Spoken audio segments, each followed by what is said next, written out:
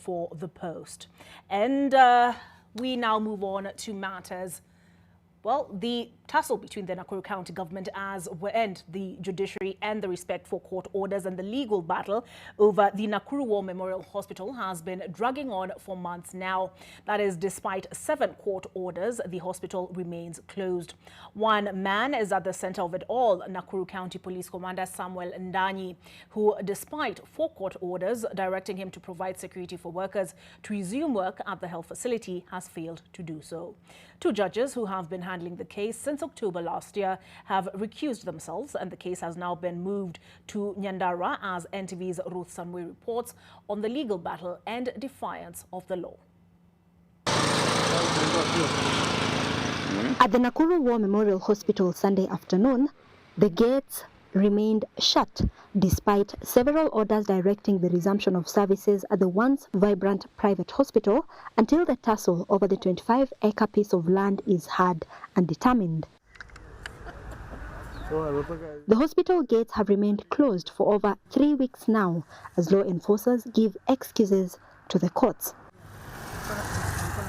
The Nakuru Lands and Environment Court has issued orders not once or twice, 7 times in the legal tussle over the 50-year lease extension of the 25-acre piece of land which hosts the hospital, a battle between the Nakuru County government and the War Memorial Hospital.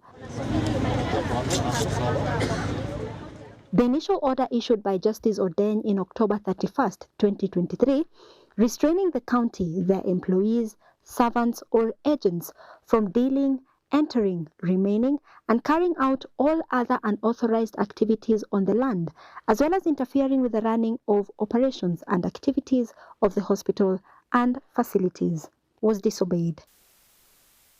Another order in November 2nd, 2023, directed Nakuru East Sub-County Police Commander Martin Masika to facilitate a resumption of normalcy at the hospital, and that too was disregarded. Since the forceful takeover of the hospital in January 22nd this year by the Nakuru County government, Nakuru Police boss Samuel Ndanyi has defied 4 orders directing him to offer security and ensure normal services at the hospital resume. But that too has not happened. In fact, goons at one point took over control, denying anyone into the hospital.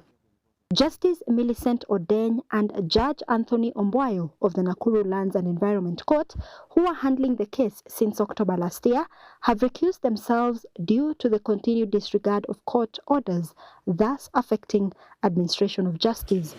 We'll also fail to observe the law, and this will lead to anarchy. Last week, members of the Law Society of Kenya from the Rift Valley chapter protested the defiance of court orders by the Nakuru County government and police in regards to the said hospital. This case has come in court on several occasions, and indeed the court has given express orders requiring the county government to allow the hospital to continue with its operations pending the hearing and determination of that case. It is extremely unfortunate that the county government has blatantly refused to obey these orders. Instead, the county government has overseen a violent and forceful takeover of the hospital. The Judicial Service Commission also weighed in on the matter, expressing dissatisfaction over the continued defiance. In a statement, and I quote, "The JSC is disturbed by the events in Nakuru County where assailants have occupied the Nakuru War Memorial Hospital, defying court orders. The Commission observed with concern the failure by law enforcement officers in ensuring that court orders are obeyed." End of quote. The matter was transferred to Nairobi Land and Environment Court, but was later moved to Olkalau in Nyandarua County. With the continued disregard of court orders, 2 judges having recused themselves, and the case now in Nyandarua, the war over the War Memorial Hospital appears far from over. Ruth Sarmui, NTV.